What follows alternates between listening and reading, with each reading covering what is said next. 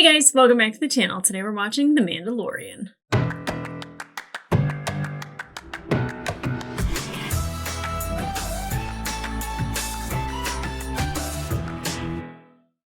Hey guys, welcome back to the channel. Today we are watching episode 6 of season 3 of The Mandalorian. Where we're going next, I feel like every episode I'm like, I don't know. I feel like, let's go retake Mandalore. And apparently we're going to set up camp on Navarro. Not necessarily upset about it because anytime you get Grief Karga, the possibility of IG-11, and then, the Mandos finding a home and finding camaraderie in their community and feeling acceptance, I think is a good start. Now we have the little thorn in our side of whether or not there is a setup or if the other group of Mandos that had originally taken over the fleet and took several ships from Bo-Katan, are they responsible for Moff Gideon being missing? Did they take him? The Mandalorian Beskar armor, well, I guess it's just Beskar alloy, not necessarily Mandalorian armor.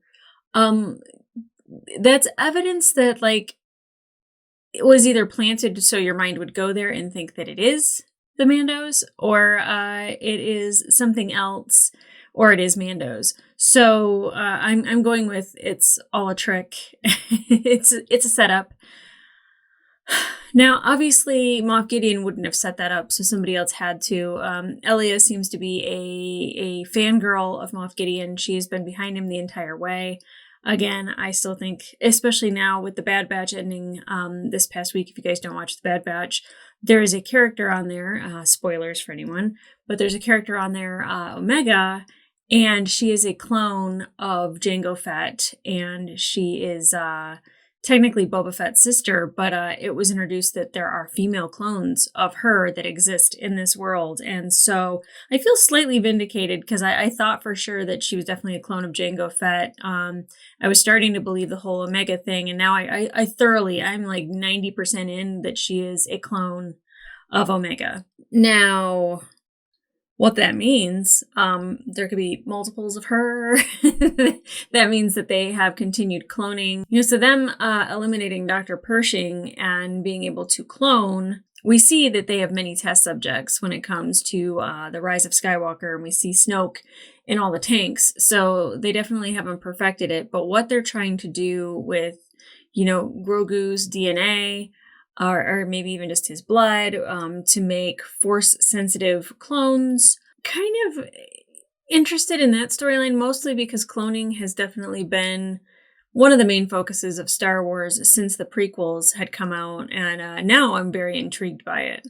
Who is ultimately responsible for Moff Gideon being rescued, taken, captured? Not sure. We'll find out once we know who's taken him, whether it was an inside job, whether it was somebody else or somebody wanting to imprison him for their own reasons. But it all fingers point to Thrawn, which is interesting because I don't know how he came back to power after the end of Rebels. So I would love that backstory a little bit. I don't think we're going to get that in Mando, but I definitely think Ahsoka is going to touch on a lot of that. Now, I still am a little confused as to why we can't go back to Mandalore. And I like I said, I like that we're on Navarro because of Grief Karga, the possibility of IG-11 showing up, which I wasn't super excited about in the first episode, but now I'm eagerly anticipating it. Because why would you mention it if you're not going to do it? So I feel like it's going to happen. But them having this camaraderie and this community, Paz Vizsla actively standing up and saying we are Mandalorian, and following Din and following Bo-Katan, and there's a loyalty that's there with him, and that's beautiful, and Bo taking off her helmet and walking in both of those worlds. I think the armor is incredibly smart. And she knows how to bring a community together, and that's exactly what she did. But I don't understand why we can't do that on Mandalore, because Din had kind of proven that, it's not poisonous there. And there are neighboring moons that, Bo-Katan was, the neighboring moon that Bo-Katan lived on. I know her home was destroyed, but there are places that are livable in vicinity to Mandalore. So if you're going to rebuild, let's get to it. You know, like I want to start seeing like this whole plan in action. And it feels like we've been kind of been in a bunch of different spots and in different places, and there hasn't been much of a direction that has been leading us forward. It's just been side to side. And I hate using the term filler because I don't think that episodes are necessarily filler as long as they go back and they touch on it. I think it's incredibly important, but so far, like the last episode was really the one that like really pushed the story forward. And it was so nice to see Zeb. I didn't realize in the moment that it was Zeb. It sounded like him, but because we never really get whole lot of Lasats, like especially in Rebels, but in the Star Wars world, I was like, do they all sound like that, or did they? But he looked great. I would have given money to hear him say Carabast. But maybe, I mean, we definitely will in the future, and I can't wait for it. But he looked great. He sounded amazing. I definitely am looking forward to that so much. I never thought we'd see a live action Zeb, and he was beautiful. And there was the mention of Bullock Canyon, and there was a nice little nod to Jeremy Bullock, who was the original Boba Fett. I'm glad that they put that in there. I'm glad that they pay homage to, you know, the people that have paved the way for us to have the Mandalorian. So it was a nice little touch. Now what are we gonna go do? Like, are we gonna go find Moff Gideon? Are we gonna go figure that out? Like, how do the Mandos even know? Because right now, just the New Republic knows. Teva knows, and then whoever he was talking to. I really like Carson Teva, by the way. Probably one of my, like, he's a no BS kind of guy. I dig that about him so much. And that he's on our side. I think if he was a no BS guy and he was on the other side, I'd be like, I don't like that guy.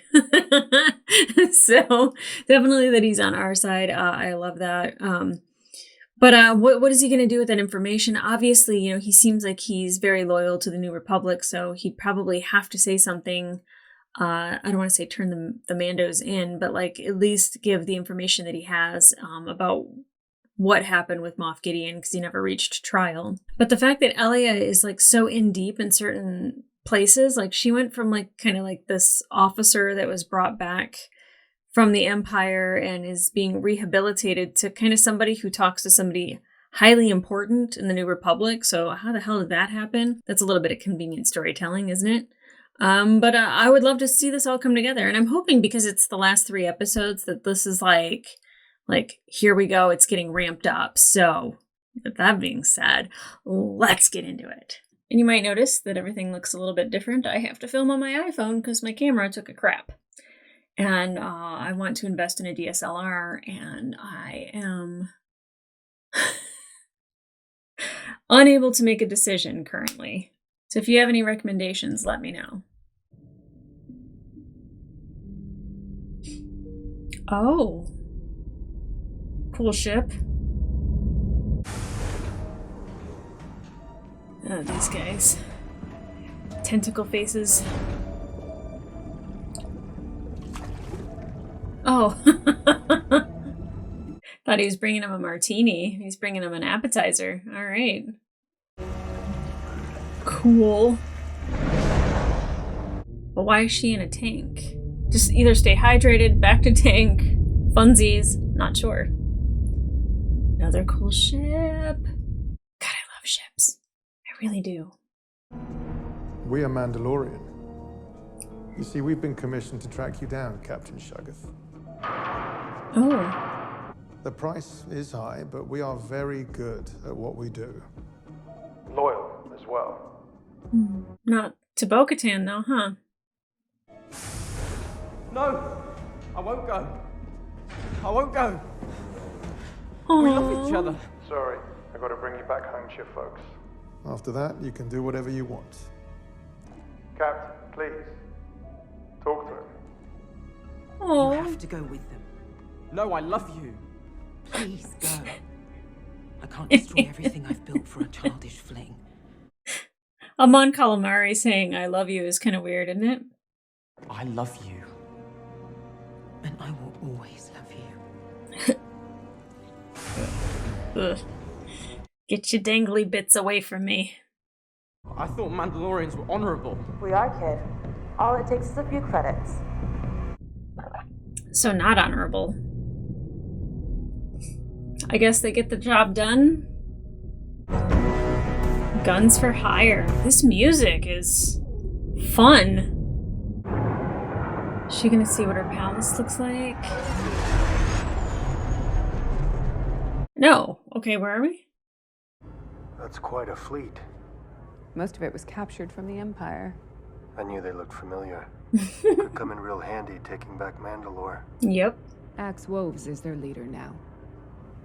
Which is a really cool name, by the way. Welcome to Plaisir 15, the Outer Rim's only remaining direct democracy. You've been assigned a docking slip. You will be guided on the assigned path. Engaging automated guidance. What the hell? I guess we're going for a ride. How much fun is it to film with Grogu? I bet that's just delightful. And I didn't realize until the last episode that her ship is called the Gauntlet. Or Gauntlet. I don't know, the or just without it, but it's cool. Cool droids. Seems Imperial, right? Why do they have Cool Imperial droids on an independent world? That's what I was thinking. Your presence has been requested by the leadership of the planetary democracy. I'm afraid we have more pressing matters. Please do not attempt to leave the vehicle. This is not a request. Wow. Okay. I love when we get like a lot of futuristic stuff in Star Wars like this. So used to the nitty gritty, I like when things are a little shiny. And then we leave it. I mean, this is really cool looking. Well, I don't know why, I just got Cloud City vibes when they walk through that door. Not Cloud City vibes when they walk through that door. Come! Everyone, special guests! Mandalorians! Is that Jack Black? Take a little sip. Come. And Lizzo? Honey. Do you love me? I'm not upset. This setting is exactly where they would be. Look at this. We fell in love. We fell in love. We did fall This in episode's focusing on love a lot, huh? Could I perhaps hold the baby, please? Yes, I would like to see the He baby. doesn't take kindly to strangers.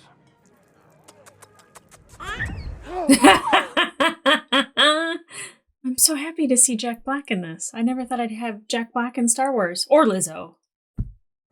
Respectfully, what does this have to do with us? Yeah. Our constables are ill-equipped to confront battle droids. Battle droids? Former battle droids. They've been rehabilitated for civic duty. Sure they have. The people have voted we are a pluralistic society. You are Mandalorians. Weaponry and armor are intrinsic to your culture, are they not? Yes. They are. You see where we're going here? You want us to eliminate your droid problem.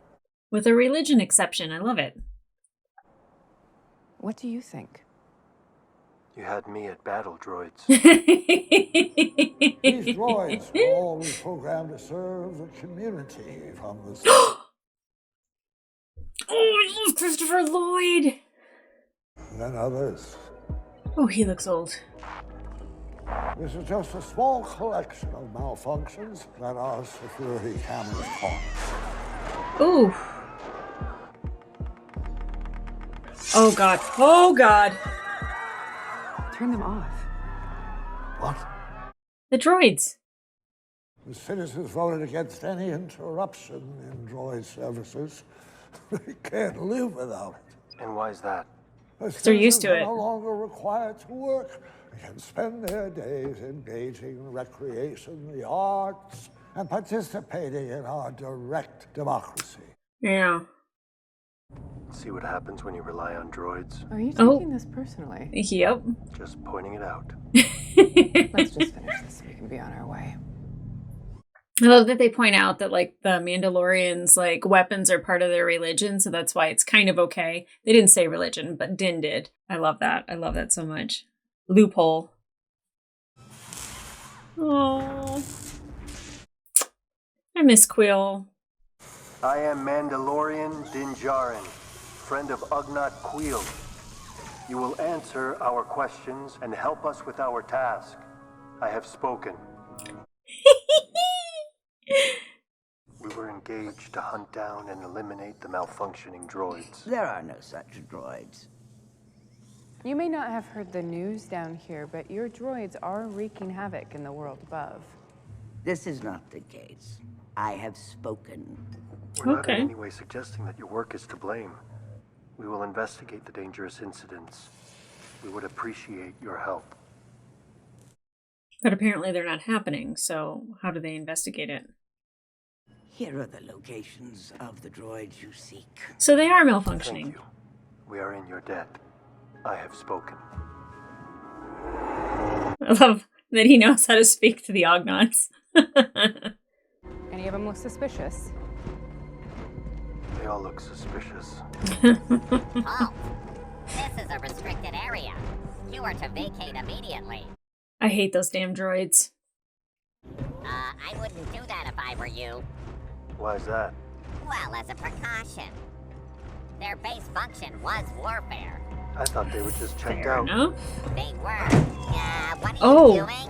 Excuse me. Excuse me. Kicking the hornet's nest. Oh! Oh, not that one.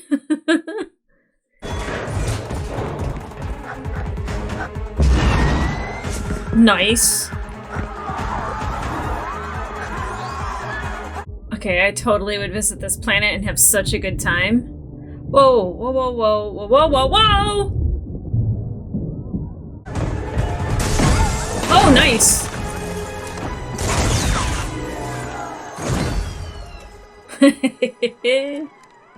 Go team. The resistor. Sounds like a droid bar. Like a bar for droids to get oiled? It's funny, I said that I would love to visit this, but I live in Vegas and I hate going to the Strip. I'm very intrigued by a droid bar. Glass oil cans. Did that bartender just cut that droid off?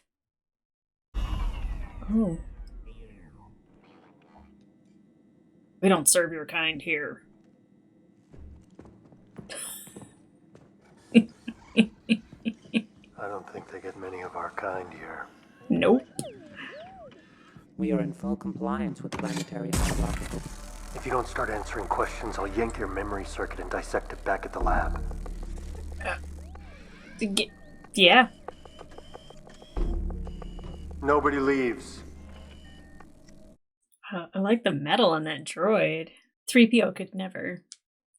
There are concerns among my customers that we will be replaced. Mm-hmm. By what? Humans.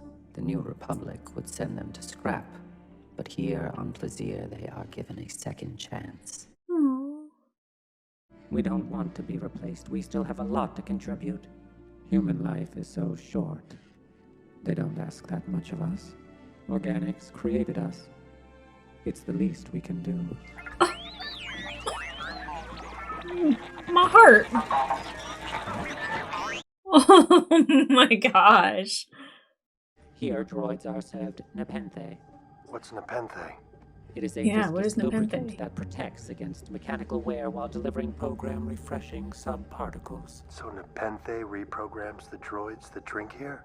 It patches the Interesting. programming as the commands of the mainframe change. It seems the malfunctioning droids all imbibed from the same batch of nepenthe. Poison in the water? What are the chances that they're still active? Oh! I had all the sympathy for the droids, and then this shit happens, and I'm like, no!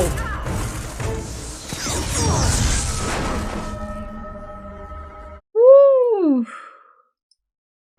Curious. What? Who makes them the nepenthe? They're actually nanodroids. How did nanodroids get into the nepenthe? What's that? The striations? Just an aberration in the metal. No. It's writing. Zoom Rotate in. the perspective. These droids were ordered by an individual. Commissioner Hellgate. Okay. Well, why would he want that? He's in charge of all of that. You programmed them to disrupt an attack. You're coming with us. Everyone freeze! If I trigger this failsafe, it will convert the planet's docile workforce back into battle droids.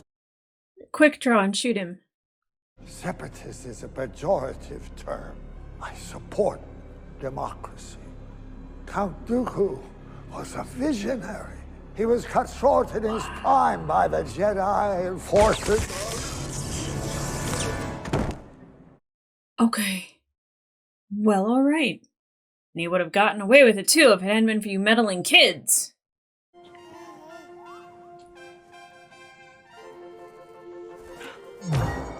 Does Lizzo ever not just look fabulous? I also give to you both our highest honor, the key to Plaisir. Oh, like an actual key. You will always be welcome in our domed paradise.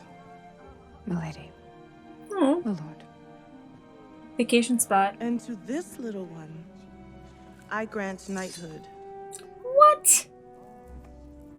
He's a knight of Plaisir? I love it. They're Mandalorians. You're their leader. I'm not their leader anymore. Axe Wolves is. Then what's your play? I'll know when I get there. Axe fights Din Djarin for the Darksaber? I've come to reclaim my fleet. It's no longer your fleet, is it? Then I challenge you. One warrior to another. I love it. I love it. Anytime I get to see Katie Sackhoff do her thing, I love it. Do you accept my challenge?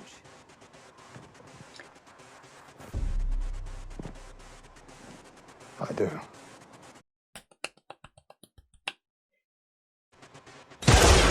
Ooh.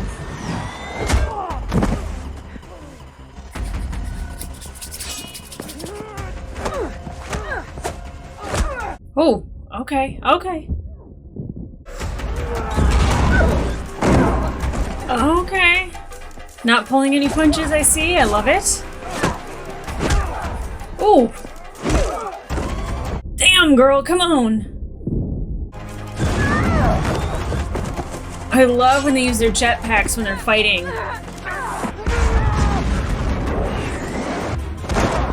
Fabulous. I love it so much. You won't even take the Darksaber from him. He's the one you should be challenging. Enough Mandalorian blood has been spilled by your own hands. A misguided zealot possesses the blade. One, I might add, who has not one drop of Mandalorian blood in his veins. Din Djarin took the creed and chose to walk the way, just as our ancestors did.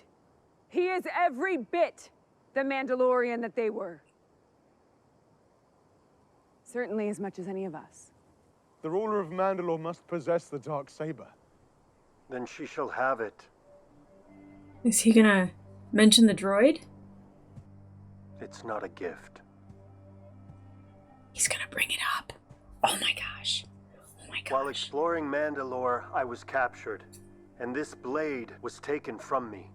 Bo-Katan rescued me and slayed my captor. Wow, the damn loophole everyone was talking defeated about. the enemy that defeated me. Would this blade then not belong to her? I don't think so, but let's take this loophole for a spin. Would it not belong to her? Come on, Axe. It would. Wow. I return this blade to its rightful owner. It's your moment, girl.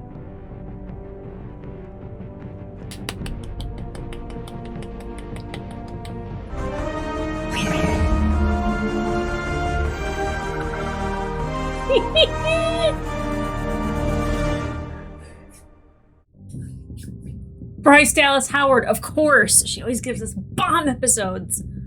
So let's look at the art, shall we? I always want to skip forward and just talk about the thing I just witnessed, but I really, really liked this planet.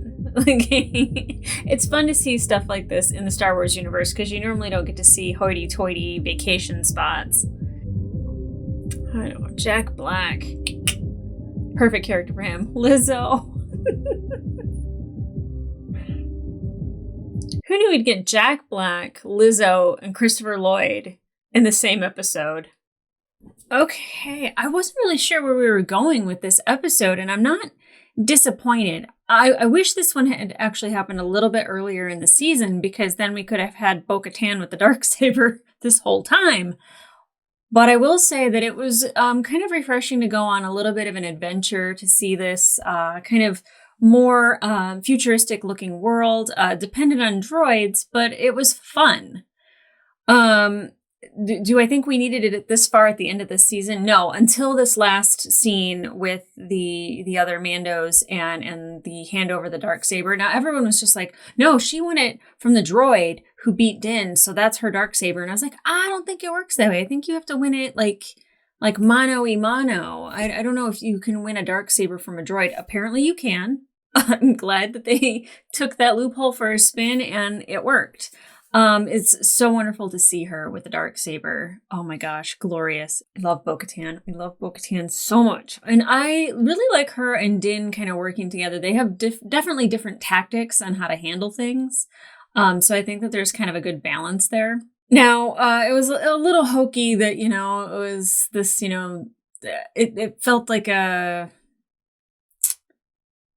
it definitely felt like a mystery, but I kind of expected a van to roll up and like smoke roll out and, we got Scooby-Doo in there somewhere. But I didn't necessarily mind it. Like I said, I wish it had happened earlier in the season, but Bryce Dallas Howard, she's so good. I was like thinking that the fight scene, I was like, these action shots look really good. Even like when they were running through the corridors and they were chasing after the droid and all that, I thought it looked really, really good. And I, of course, love to see Bo-Katan do anything physical. Like Katie Sackhoff was like just built to be an action star. So, I mean, that's what she's been doing all these years. Now, had you told me that we were going to get Lizzo, Jack Black, and Christopher Lloyd in an episode of The Mandalorian, I would have been like, well, that's a little weird.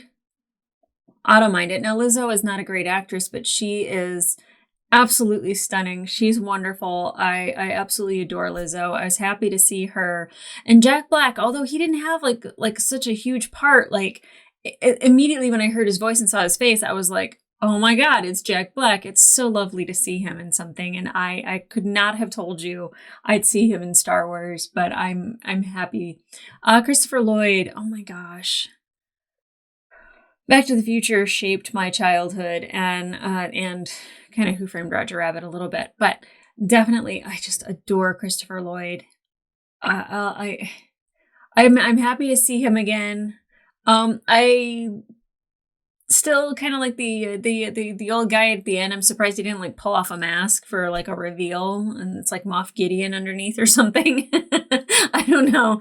It was a little cheesy and hokey, but the stuff that we did get, like the scene in the bar with the droids, it's fantastic. I was getting like a Wall-E vibe when they were kind of like, we depend on the droids. We need the droids to live. Like, our society would collapse. And then you see like these droids and they're happy to do it. They're happy to be there, like I think you could almost kind of say that droids could be seen as almost like slave labor, but like the fact that like that's what their protocol is. And I don't know if they get money or they just build these bars so they can go and refresh themselves and have, their recreational time. It's so weird to think of droids having recreational time. But like it's great, and you see all these mix of these droids, and they're all just like, we're happy to be here. Like they get a second chance, and I despise battle droids, the whole Roger thing. So I wasn't quite thrilled to see them, but it's really interesting in this setting with the rest of the droids. I really did enjoy that. I enjoyed that a lot, and I got a lot of like sympathy for them. When you're just like they'll get rid of us, and this is a second chance for all of us. It's such a wonderful thing. It's so great to see. But the other thing that I really enjoyed seeing was the Ognots. because you will see them, you know, like they're normally like just like a little background character, and then you just kind of see their pig face, and it's just kind of like they're nothing. But when you were introduced to Queel, we like really got some depth from an Ognaut, and I love that. And then like seeing them not really responding to Bo-Katan and Din Djarin knowing exactly what to say and to mention Queel, I thought was fantastic. Now, I don't necessarily like that they all end their sentences with "I have spoken." It was just enough in the first season to just be like, those are the moments to remember, is every time Queel said that. But I guess that's how Ognauts talk. I think we've only seen them talk in live action. I think in any animated version, it's a lot of squealing. I didn't really know the direction that the episode was going to take at the very beginning, because, you know, having the mercenary Mandos show up and, you know, they're at that Quarren ship, I was like, oh, this is the enemy that we're going to be facing. First of all, really cool tank that she was in. That I guess that's like a way to refresh the skin. Her with the calamari is, you know what? Everybody needs love. Like 2 squids and a fish just flapping around, and her tentacles lovingly embracing his face and his little dangly bits. I wonder if they get tangled if they kiss. Weird questions I ask myself. But it was a good introduction to Axe. I actually really like his character. I don't remember if he was in last season, if it's the same guy, but he definitely did not have that prominent of a role. And I really dig him in this episode. And I love the fight scene between him and Bo-Katan. My one thing with the Mandalorians that I really like is that like they don't think of gender as like the women are precious or fragile and that you have to go easy on them. And I like that. Like he uppercut her. Like he was not pulling any punches. Like he was going for it. And I love that, because it showed that it's not necessarily strength or size, it's skill. Bo has the skill. She is a born leader. She's a born fighter. I love that for her. And one thing that I will definitely say about The Mandalorian is I feel like we really thought that they were going to lean on Grogu a lot for storytelling, and that, you know, they were going to like really depend on the cuteness of Grogu and the innocence of Grogu. And all of that they were going to lean on a lot of that for storytelling. And I'm glad that like he was just kind of an accessory. You know, Lizzo's like, give me the baby. And, you know, the baby was taken care of the entire episode. We didn't need to see it. We knew. So, I mean, I still don't understand why we can't go to Mandalore. Especially when she said that she abandoned that plan. Did she? Was that an abandoned plan, or was it just to bring the Mandos back together? Because I feel like that has been her mission for forever, whether she had a fleet or not. So, I mean, I know that we're holed up on Navarro. I would love for now our fleet to come to Navarro and kind of gather and be like, where else are there other Mandos throughout the universe? Let's go find them. But I don't think at the end of this we're going to see any retaking of Mandalore. I think I hate that we only get 8 episodes every season, and there have been some episodes that I feel like maybe didn't have to happen. Like we spent 40 minutes with Dr. Pershing, which the cloning is 100% important, but I feel like that could have been peppered throughout. Or like the episodes of The Mandalorian that took place during Book of Boba Fett. Like I just feel like we could have had like, you know, season 3A and season 3B and had more extension of episodes and storytelling.